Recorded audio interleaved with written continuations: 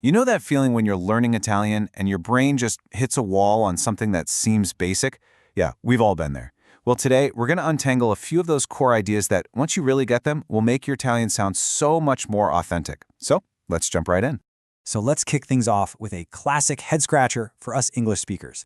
Why on earth do Italians say they have hunger instead of being hungry? It might feel a little weird at first, but trust me, there's a really solid Italian logic behind it. And here it is, the big difference, right here on the screen. In English, we use the verb to be plus an adjective to describe our state. I am hungry. But in Italian, it's often about possession. You have the sensation. Io ho fame, I have hunger, so you're using a noun instead. Grasping this little shift in thinking from to be to have is a huge game changer. We'll come back to this, but first, let's tackle another fundamental puzzle, plurals. Okay, so this brings us to what I like to call the plural puzzle. If you've ever found yourself staring at a word, totally unsure how to change the ending to make it plural, well, you're in very, very good company. I love this quote from an actual Italian learner because it's just so real, right? It perfectly captures that feeling of, what is happening? But don't worry, it's a totally normal part of the process, and we are going to make it make sense right now. It's all about spotting the patterns. Let's just break down the basics. It's simpler than you think. For most masculine words that end in O, like libro, the plural just changes to an E, libri. Easy enough. For feminine words ending in A, like penna, it flips to an A, penne. And for words that end in E, and these can be masculine or feminine, they almost always become I in the plural. And here's the crucial part. The adjectives have to match. So un divano grande becomes due divani grande. See? Both words changed. Okay, let's really see this in action. 4 interesting books, 4 libri interessanti. Both endings are I. Perfect. Now for a feminine one. 12 white cups, 12 tazze bianche. Both endings change to E. Once you get the hang of matching these endings, it just starts to click and become second nature. All right, let's circle back to where we started and talk more about how Italians express those physical feelings and states. And it all comes down to that one little verb we mentioned earlier, avere, to have.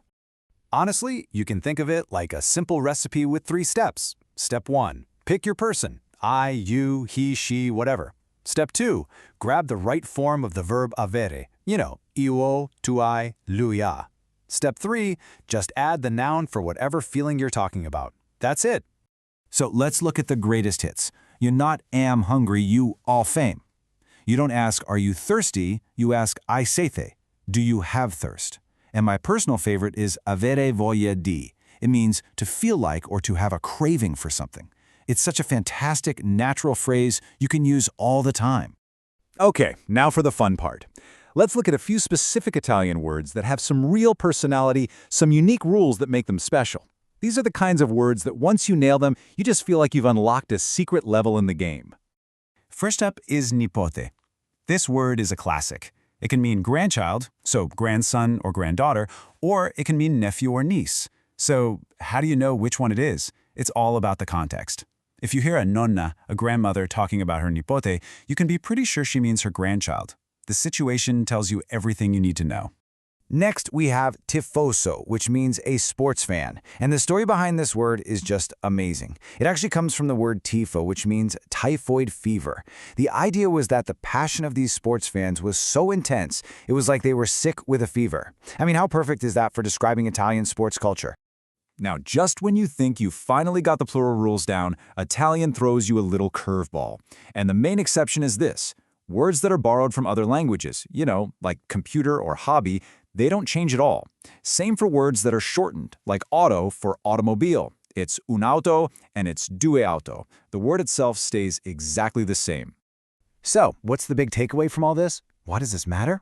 Well, getting a handle on these tricky rules is more than just memorizing grammar.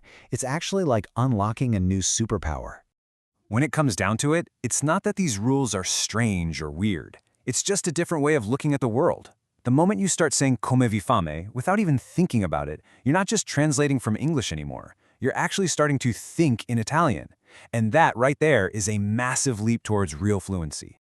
So, today we've dug into plurals, we've figured out how to use avere for sensations, and we've met some cool new words. Every one of these is like a key that unlocks the door to a deeper level of Italian. The only real question left is, which door are you going to open next?